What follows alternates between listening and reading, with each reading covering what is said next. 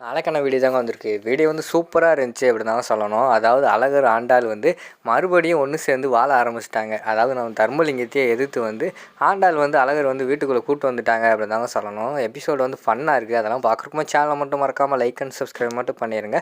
First எடுத்தோடனே வந்து நம்ம அழகர், அதுக்கடுத்து பாரதி, தமிழ் எல்லாருமே வந்து வீட்டில் இருக்கிற மாதிரி தான் காட்டிக்கிட்டு இருக்காங்க.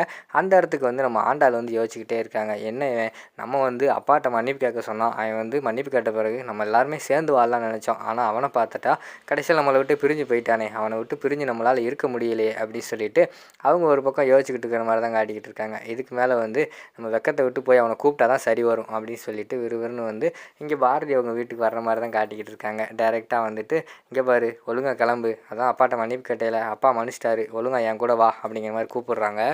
ஏய், நான் மன்னிப்பு மட்டும்தான்டி கேட்டேன், உன் கூடலாம் வர முடியாது அப்படிங்கிற மாதிரி சொல்லிக்கிட்டு இருக்காங்க. இப்போ உனக்கு என்ன தான் பிரச்சனை, என் கூட வந்தால் உனக்கு என்ன இப்போ?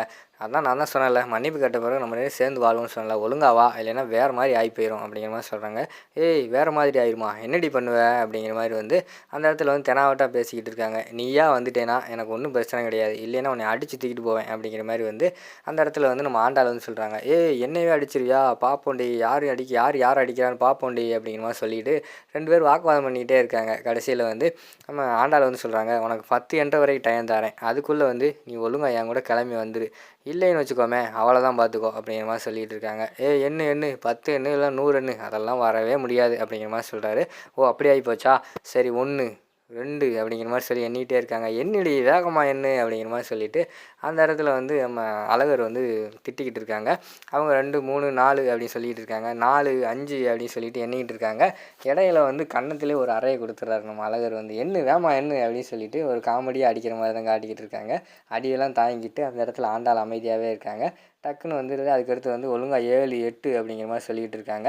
அந்த இடத்துல வந்து நம்ம பாரதி இருக்காங்கள்ல, அவங்க வந்து சொல்கிறாங்க, எதுக்கு இப்போ வந்து அமைதியாக இருக்கீங்க, அவள் தான் கூப்பிட்றாள, அவள் கூட போக வேண்டியதானே அப்படிங்கிற மாதிரி வந்து அந்த இடத்துக்கு வந்து அவங்க வந்து சொல்கிறாங்க. நம்ம பாரதி வந்து உடனே அழகர் வந்து சொல்கிறாரு, இல்லைங்க அதெல்லாம் போக முடியாது, இவ அவங்க அப்பங்கிட்ட வந்து மன்னிப்பு கேட்க வச்சு என்னை பார்த்து சிரிச்சுக்கிட்டு இருந்தா, அதெல்லாம் இவங்கள போகவே முடியாது சரியா, அதனால் வந்து எனக்கு ஒன்றும் தேவை கிடையாது, எனக்கு ஒன்றும் அவசியமே கிடையாது அப்படிங்கிற மாதிரி வந்து அந்த இடத்துல வந்து நம்ம அழகர் வந்து சொல்லிக்கிட்டு இருக்காங்க. இங்கே பாரு, ஒழுங்காக வாடா அப்படின்னு சொல்லி கூப்பிட்றாங்க.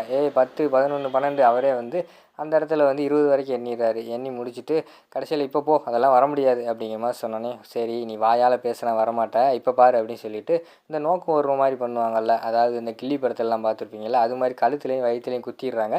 அவர் கழுத்து ஒரு பக்கம் திரும்பிக்கிறது, இடுப்பு ஒரு பக்கம் திரும்பிக்கிறது.